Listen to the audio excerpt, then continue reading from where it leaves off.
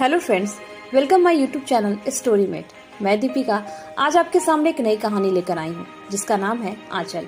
लेकिन इससे पहले अगर आप मेरे चैनल पर नए हैं तो बेल आइकन की घंटी बजाकर चैनल को सब्सक्राइब जरूर कीजिए। आज मौसम बहुत खराब हो चुका था, बारिश रुक नहीं रही थी और सड़क के गड्ढों में पानी भी भर गया था। हेमंत की कार भी उसी एक गड्ढे में फंस गई थी। वह बार बार कोशिश कर रहा था लेकिन गाड़ी निकल नहीं पा रही थी। तभी उसकी नजर बगल की सीट पर रखे मोबाइल पर जाती है। उसकी मोबाइल पर हॉस्पिटल से 5 बार कॉल आ चुका था। हेमंत कार्डियोलॉजिस्ट था और आज उसे एक पेशेंट का हार्ट ट्रांसप्लांट करना था। हेमंत अब डिसीजन लेता है कि वह पैदल ही हॉस्पिटल तक जाएगा। बारिश छिटपुट हो ही रही थी।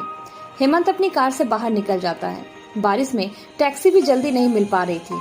उसे अब पैदल ही हॉस्पिटल पहुंचना था। वह अभी कुछ कदम ही चला था कि उसकी मोबाइल पर मैसेज आता है कि जिस पेशेंट का हार्ट ट्रांसप्लांट करना था, हाई बीपी की वजह से उसकी मौत हो गई। हेमंत के कदम मैसेज पढ़ते ही रुक जाते हैं। उसे अपनी आंखों पर विश्वास नहीं होता और वह इस बात को कंफर्म करने हॉस्पिटल फोन लगाता है। नर्स उसे बताती है कि न्यूज सही है। हेमंत वहीं भीगने लगता है। अपने 20 साल के कैरियर में यह चौथा पेशेंट था जिसकी इलाज के दौरान मौत हुई थी। कितनी अजीब बात है ना।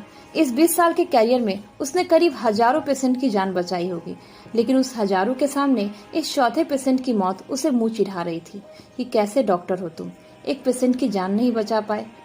क्या फायदा इस पढ़ाई का। हेमंत को ऐसा लग रहा था जैसे उसकी सारी मेहनत, सारी पढ़ाई बेकार हो गई। बारिश अब रुक गई थी। जो लोग अब तक कहीं रुके हुए थे अपने गंतव्य की तरफ बढ़ रहे थे, लेकिन हेमंत अब सड़क किनारे लगे बेंच पर बैठ चुका था। उसे अपना बचपन याद आता है कि किस तरह से वह पूरे घर में दौड़ धूप मचाया करता था।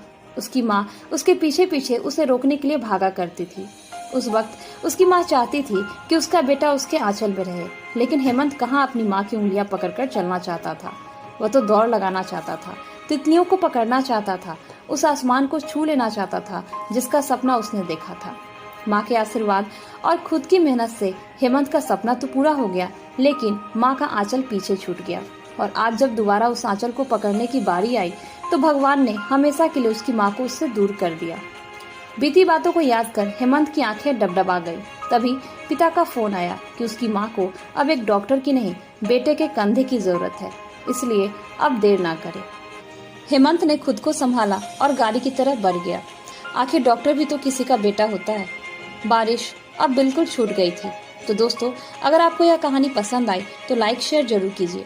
जल्द ही एक नई कहानी के साथ मुलाकात होगी। धन्यवाद।